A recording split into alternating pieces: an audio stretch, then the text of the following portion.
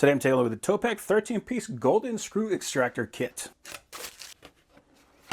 So very cool color on there. We can see we got a couple of different options for pulling things out. So on this side, you can see it is labeled high-speed steel. This is a number 2. So we got a drill on this side, so we can use that to drill a hole. And we got our extractor there on that side. So we can just use this guy, flip it around, and then use the exact same tool to extract. And you can kind of see they are also labeled on the case, so we know exactly what we got here. We got a 0, 1, 2, a couple of 2s, a 3, and a 4. And then for our long spiral extractors, these are also well labeled. So this is a number 3. It is a 5/32, and these are all left twist extractors. It has good looking teeth on there with no burrs. That is a very cool looking kit. So here I got a socket head bolt.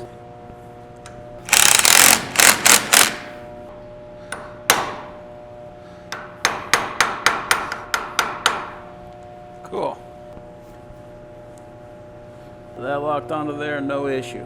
So that is a very cool set.